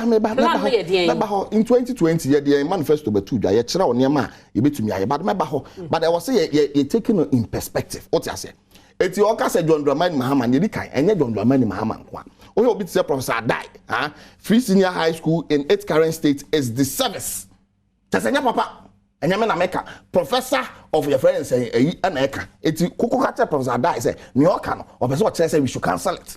Oya Professor Koti o say free SHS is not sustainable. Let's review it. Professor Koti kodo dan kwa me na meka ono zo nie enye kodo dan kwa na meka. Oya Presbyterian Church wo ma babonta meka say free SHS no in its current state no ebe ha o man no enya papa ye hwani review enyam na meka wakasa finance minister Ghana for to sanfo a oyam ampanyin na dan kwakufu ado ne maame nuaba no obeka kire ma yete ase se ba bia edu no free SHS in 2018 ebe ya wo mo betimi atu aya mo ho kwa no muntu ya make ojo dan kwa me na meka enti no so a partner say we should cancel it ana. So you see you they don't know what they are saying, and you see ni ama challenges we na ba ye kan wasam si ye review ayi sikasam a enye de anyhow. And so aban we pay any abanya since the inception of the Fourth Republic when yes kasi aban bia resource envelope nko a abeka omonsa over 500 billion besi anko amabo 275 billion your friend is saying tax revenue yanka any sika wodo aban yaje say sika na mo de yeden na free SHS aton so mu ni omo di sika na ye ne say one President Kufuor sori ya no de akohan private jet 3-bedroom private jet ensu obenya shower wom na wadware na wadadwodwo ne ho eno na hu hia no President Kufuor ne hia na say ono de sika ye hia de akwa free SHS no wo de kotam 200 million or so de kosi national cathedral and national cathedral no nim nyom de be because of ye nuanum sebe de ntrumufo yi on be so mbe ye wedding wo ho nti ene de kosi cathedral. Oh how? Oh yes, you don't know. You don't know. Unim, saze wo unim. It's an open secret. It's an open secret. It's an open secret. We are communicating. But it's an open secret. The statement you just made, you know. But it is an open secret. Sika, ye hia dey free SHS. Ye nya nkola ewu, nkola nya duendi. And na ban we twobotie nti. Omo for 38 million Ghana cedi. Omo so mda print t-shirt. Ye de command nkola and free SHS t-shirt. Ye de command nkola. T-shirt omo de be heading. T-shirt no mo de besu ade. T-shirt no mbe diada. And wabetena ha instead of so be bunku todwe no pa Ghana for church Ghana for mo fan chame no on pa Ghana for church won fere wani ngu and you are telling us say review means cancellation. Review means cancellation. Mini aba who you free SHS stones and China. Nya wo say Ghana for ngu say Ghana education, your education no is in tatters. Apart from VSHS no kwano, from basic school, saying tertiary and all of those institutions in tatters. And I mean no say, uko basic school capitation grant is in arrears. Okay. School feeding and omuntu omka. Uko books I was say de ma nkwala no ni na nko. Curriculum I was say de ba, ni de betra de for the past almost 2 years. Curriculum e ma. And bibi biajiagu go to tertiary institutions nansia and yete UTAC almost say strike nansia prepare na say strike say bibi biajiagu o manmu a yenuanu ma waso mo hwe na mo fixe na Ghana for sebe ye fa ye ntoma pae den efira mo hwe na mo fixe ye ka na mo betena na mudi Ghana for atem adenti na wo se banesa and baby ye dru no ne ye ka che yenuanu mo ne say sabre yi free senior high education sabe ye nina ye ni je ho eno nti na John Dramani Mahama ye den e hye ase baba bi ye du no se agoduru ba bi a e wo se ye bibi fa ho a e wo se ye den ye bibi fa ho o hwe ye friends education watch led by Kofi Asaria one of the proposals education watch e de bae and then say o hwe private schools wo mu wie JSS no mo ko private schools no ye de mo ko free senior high school ni bia about 30% of the students call free senior high school ni bi o fi private schools obi ekọ private school bia so yenim so tua school fees wara mebwa school fees o tua no o moment tua kra no they are not paying less than thousands Ghana cedis a semester. It's according to Kofi friends asare no o say senke empa ebe ya won you betime tua senia kenofura takan no ye mom kwan no muntua. These are some of the suggestions I was something say na mo je ho adwenkyere de bebre fi baby bebre na mo de to punani na mo hwe na mo doso na hunu se bebo a ye hwe ne yenye na mom you don't wrap this shit and insult us and tell us say sabio review means cancellation. What's the meaning of cancellation? So wotie yen e wo Adom TV ana se wo hwe wo Adom TV na wotie wo Asempa FM a me patro betumi adwone yen e wo Facebook na do comment na to ho ye kona we ye mu ne meken kan wasem a wode atum ni nyina nketa wode no adwenche bia wo ho no join wo Facebook ye de betuja Dennis utumi hu say challenges ankasa no ye nyina ye nimasem dada Nnawotwi Yi mu na Northern Regions which asa wo ho eden krata babonten chese ene sika omuhia kwada didie mu no ebi ne ho nti se aban na hwe ya Northern ho no bekulusi schools no enti enye obi na eka schools na kasa no esofa the suggestion na eba for a review ni say sika bi betumi eba mu ebeso aban na sene na wofu ebetumi no ayo mu famu de abo aban no ene obi abagie tum se free SHS no eya depa edin na esi kwan say mubema omomo a obetumi aye no abama beboa na won so be fa so de nya from 2017 be see na 2022 aye kai sika be say 8 billion na akorom cedis na akowura free SHS ni mu edreni aban no anamo de mu hunu sa when aba MPP for me na me represent obo studio ha onim say ibuade ye Ghana for ni Ghana for atem nto be tran akase abetran ye Ghana for atem anya no kre nipa wadi Ghana for atem o ma we mpa na former president John Mahama ona ka kire say sa asamba na wa adwenkyire wo ho na say oni president da untu president fo nti ono no sabe no obro ye nyina so abeda ne soro abofo wa graduate ankodi president o ma mu ha ye ntunfo and when your opportunity to hear can some chirobi also be do atem de dey there what your man DC mete ha man MPP asama e betra ha na eye amamu ananado danko akufado gina MPP anamu bo no bu sa say review no aye ka no wo mo de ne de o so timi kan big efa ho ade obobo din na so bo NDC din say NDC ye review policy ni e de no mu ni mo nim hwe apart from say what the bill to her say bill nie ayaban kotua ma Ghana for nto ma omo mpeso omo betua mba mse atwam no betra ha me say between 2007 ekosi 2011 president ko forecast and start education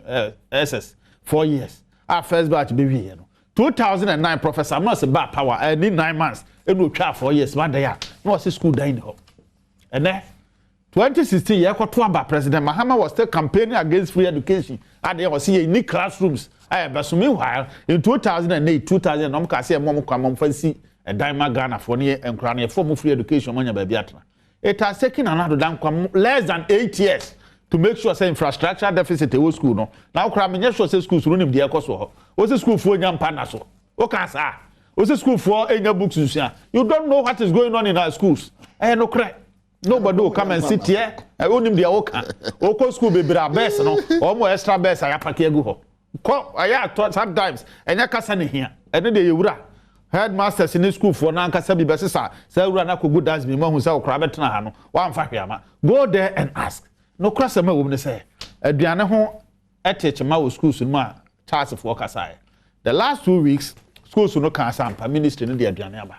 And now I know say Minister Kasa be follow up. Headmaster Saja to me say aduane aba omo nyina ma start nya aduane bio enya ade a aban ho atono a metumi aka cho say obetumi asopla aduane na abosom ya fi empempem e die ntia because baabi a yadru ne sankai o ma ban na kamo da sumu ka wusu se uma enya aduane ni kamo da sumu die ntia because ka na ye kra crude oil aba nam ne bo course nti de ye ka class si a half year no ene de kra ne last year na yepe aban ho kire no nanso aban say ade ne se de tie bia on to say ye benya ne poma si bre papa no mesum na wofo nyina amoda amada ene ye tran ne ka review on hwe yi a memeka the trap platform bia so meka say me no mi enu ahia na ye wie na age me number no ochena akufo ado de me kotena free SHS secretary as me nya coordinator no matter how much you earn here so wakatua 15,000 20,000 kra eduru see as free education mo betumi atua mpia wa betumi atua no fa fon frame a wa hwa oba be ko free am ohiani a wote otweberi atene back afi saa na ye de koko scholarship ba Ghana scholarship secretariat omo nya ko school no nya da bia na ye hwe omo munum ade eduru ba bia omo papa no ma me work classmates that is what has been here in this country enu ti aba we trimo ponye trimo pa sebe wode ye tia obi wo betra se enye review obi a professor da akire na adwene press before akire ma adwene ye yan kasa yen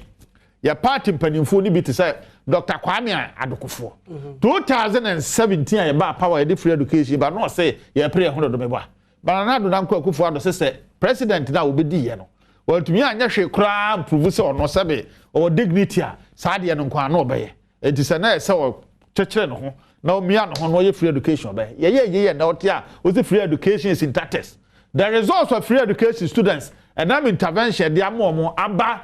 from 2020 ban, it has been far better than all you were able to produce in 8 years and the NDC between 2009 and 2017. Far better. You call it tatters. So because teacher for me, every teacher is also a deputy parent to every student of a school. What do I mean? So a teacher in our classroom. Nasa crowd check. Oh, man knows now crowd to own trebi. A day until we need notebook. A day until we exercise book. O teacher no kakra na wojeno obesa go the stand to say o do sika betobu kwa man kra because ade a wo ye nyina na so obregu eduru ba bia nkra school atare tete teacher for na neto eduru ba bia kra ba school no onidi ya wote dem ho asebe wote se mum a onte hwe because ba bia wo dwene ye na ye fu de o kan kona kum enti aban ade a wo ye nyina wo ye se ye ho ban hae enye sebe ne boni mu na so sa ho kira ba kakra ya de bato to de ombetumi aye ho eno na ye o mo mpe no domo betumi aya me say northern schools nko akakra no ehun aduane keke no mo school atare no mo ntua mo school fees o mo ntua utility aduane kakra no mo de ne etimi to school mo 3 months na nkra betra free from the northern school adaya president mas na wonya bi free no o so ntimi hwe mo ne di internet school enti ne sananado ye we nyina wie na sa ho kyereba na say o ne ma delay kakra o say anu nti yentwam ne enko situation na sa abre na Ghana mo franco school kotwa ba na mo fa kuruaba ene kawro wan sida na mo de adada ma mo to aba ma mo no. You don't like Ghanaian students getting educated because mo friends say so ma dwunu mu bia you have no policy that convinces educated electorate. I don't have problem, but my friends are president we sabe na so ti asem or no onya president obegina fidie so aka che Ghana fo so nti obi ha na ne so tumi e de ama no wode tumi ne so manfo ye koye anim no se duru ba bi na se manfo nyina amadwen kire ne so review no review na se kana eba no ye nyina ye ho aso ya kwankro se betumi aso ma e de ntia de yam pen se menu abatra ha NDC ni wono ye review obaba be humi okokwam se me mo an ma ne bo faase nko free na me menu aba bi ote akura se ba ba kafie yam pe se nkura ne be sa ba street so abeton doctrine eti se sikana wono obetra so obi de bi dware awiem sa abra na wo se na na do dware wiem mo anware wiem kura na se ampampa mo antimi antua student allowance Montumi anje free education. Mabru tra kromate free unemployed graduates association. Montumi amo madwuma. Utility and crowd we eco school na moje. Me try de he. And then this me try de between 2009 and 2014 of Kumasi Girls Secondary School. As a biology teacher. Me try de lab no time bia no na me marker baako. One term. Edu ba bia na me ma fasika na makoto marker box because me biology teacher me call class ade a me drunk akra no. Ebi a the half of the marker. What you say? There has never been a time in this country a teacher for enkasa embo so ansa no matumi akirade. Enipa na ekɔ school ebi tra biase, ebi kɔ school no mu ni teacher. But omo mutumi nya opportunity kwatra classroom no. Wa nya teacher kra wotumi graduate. I don't think an opportunity first one say. Ya mo kɔ classroom. The challenges we betumi afam no graduate. And no kra. Ina jitu so mani mo ayede. Enti ka enye ne papa mu say meti ha ye bia metimi atua me ba ne fisa ma me kwan na mentua na ban no so komo han no kakra ade na obebeka se asem wonu de yen fra manyosem kra na yemra se bia yen ye dada setena mu yen fa toto ho a simple matter aban through former finance minister finance minister in 2018 oka se sa awofo bi osika mpeso mutua mo ba forward say ya pese boy free education obi a o philanthropist bi a person boy free education aban si ho kwan nobody has said in this country so bi ntime moa nobody has said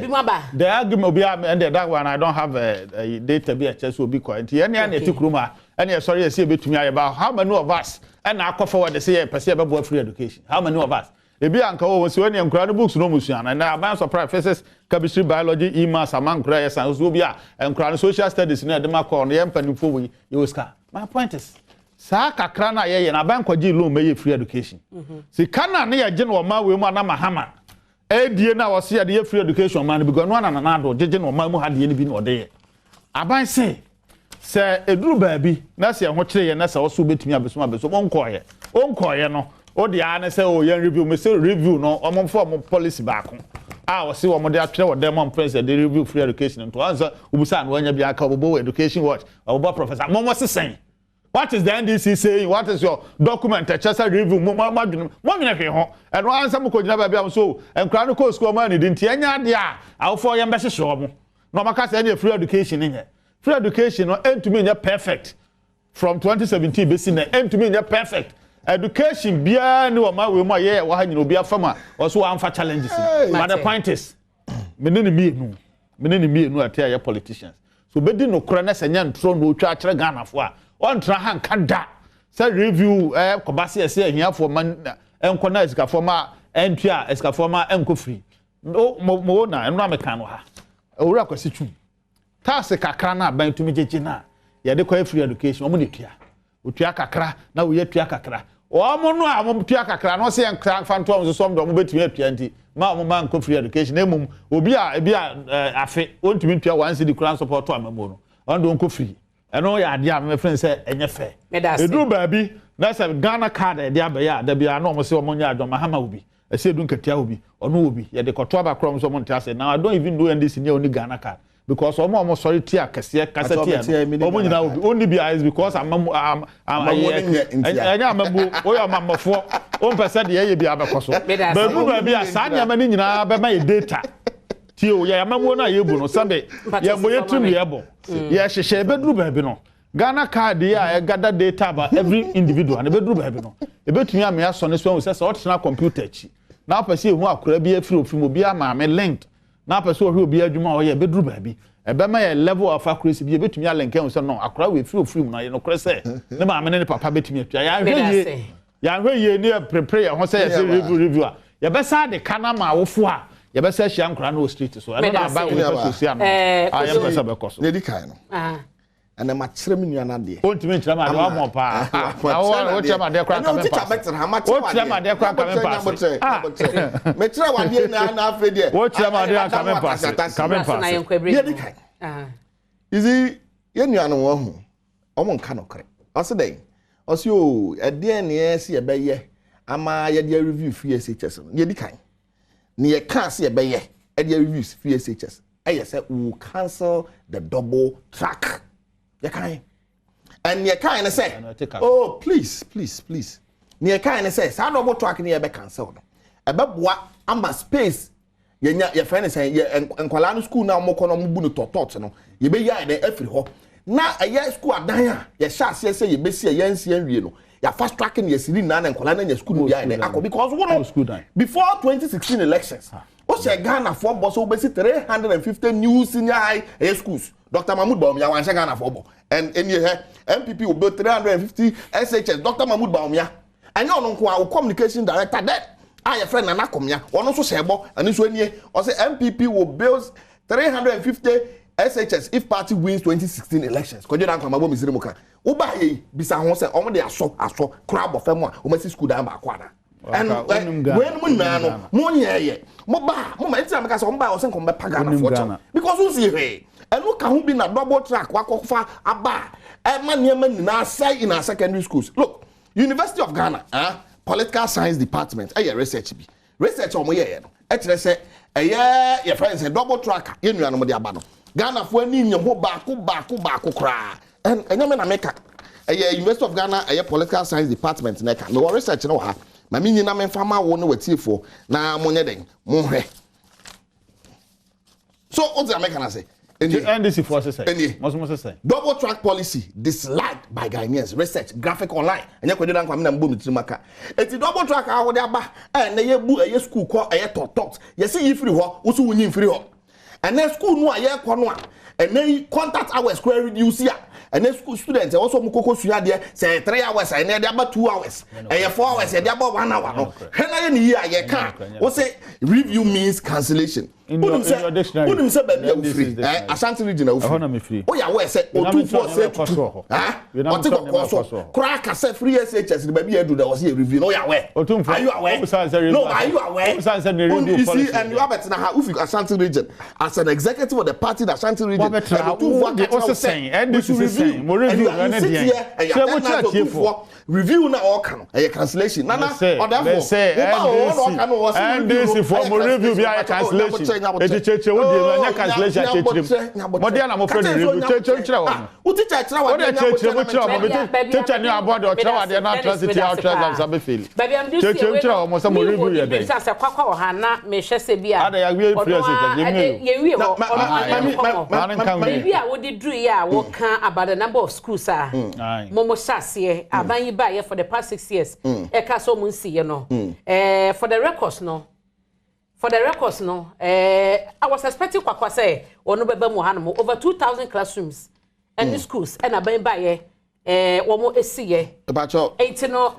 this was a promise 2016. Yeah. And we are in 2022. Oh, 2020. Now, okay, from 2016 to 20. And quite say, yeah, more time. From 22 to 20. How many years? 6 years. But was school down back? Schools no cancel. Oh,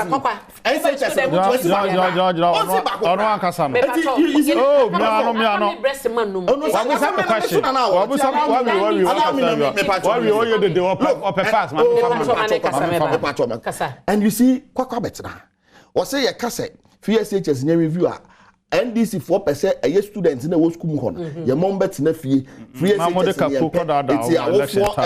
review no Modeka kumba so Modeka kodada pa wa wie wa no sia no so we need to respond aside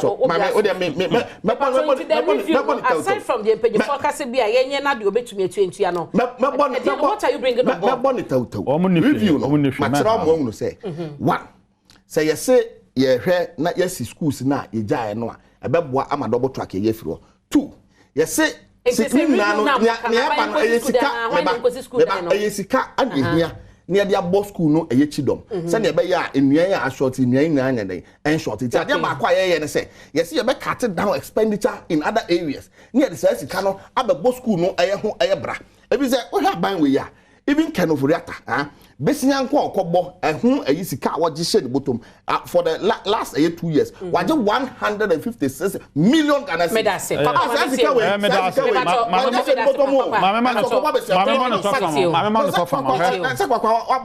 Minister of Education Infrastructure Interventions Summary Report 2017 today. Oh, me and my cabin chira. Oh, very good question. This was the promise. Oh, me and my. This was the promise. And to me, try the idea.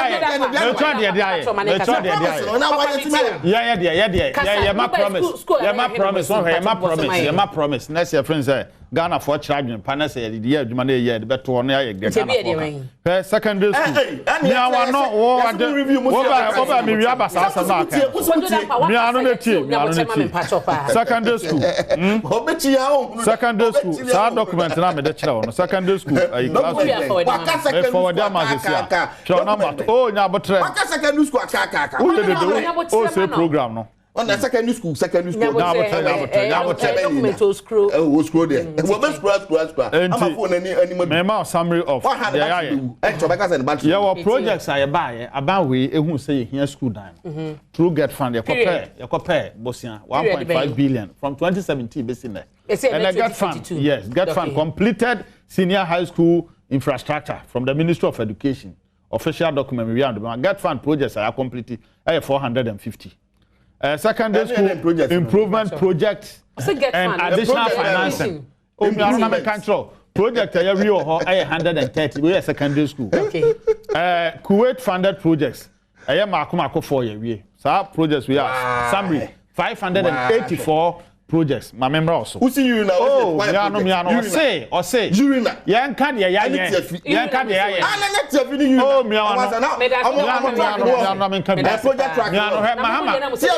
Mahama Day School. Of course, they school says on to me. My prime men kasa because Mahama Day School no. Number could be also 24 classroom units. And our administration block. And our staff and our come me chrome or something come tia madia oko tia madia na do dan kwa kufu ado say 24 unit classroom my school na was 18 unit classroom block am the same school was boys dormitory ma tia madia was girls dormitory tia madia that be me 1 minute so ya abotre ja na abotre me kasa kira oh ma me kasa oba ye ba how many classroom blocks 9 model schools your friend is being blocked. One block. University, I hope you I'm a franchise. What's the Naba? You're not president for 4 years. Me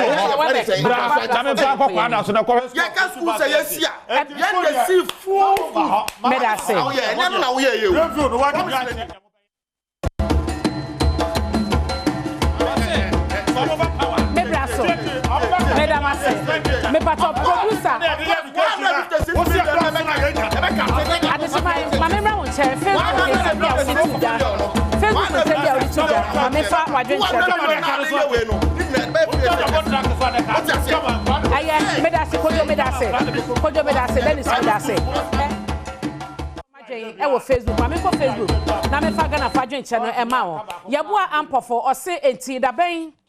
na NDC emrantie ebeka nokre ewo kro yi mu esanse de bia na asatro se matro be no mudi yen ka wotumi setima mi aka mani beje yebo amedase eno achi rutubu ama wo so no de wosusu se e wo sempanyifo e ma cut off bia no no eye grader school for no ebe yusu ene 6 to 25 e ho no se wuduru ho no na want to be qualified na chese FSHS no wunya eno eyo no so adwencha wode aba kwabena yebo a wo se NDC de bia wo mo challenge aban no challenge wa ka challenge aba meso makoka o mo challenge aban no said da ben eno mbeba power no mo so no ababe ye bibi medase pa wo ho no mo na ye bewie de ama wo bia wo de message ba wo Facebook no medase da so pa ye to be kinkan ni nyina pagifo amenyomudi nkomoyi ye Dennis kwakwa okwa santemantemu a wo ye director of communications de ma MPP na Kojo Dankwa eye member NDC communication team no na amenyomudi nkomo anopai na ansa na mekono we efie he ya happy birthday stronkom enkoma mame Margaret Quay yese wonye enakeke na wo ye oba mu a wo wodo edema wo bibia we efi wo majo ya dodo na friend Don Kayoga yo wo UK kwakuni Dade Junior wono wo Canada na mensa efi wo mu nchen na edema no etima me Margaret Quay onyame ensha na onto wonkonam sanso na happy birthday enkoma Priscilla Osebonsu ya wo mataheko wo ye adwuma e wo La Paz community we efi Frank na wo de ma wo say happy birthday to you nyankopon onsha na onye okese ye de wose edi amegye so ene abena pokoa ahwene wote yenka e wo Adom TV na Asempa 94.7 yada wase anopai.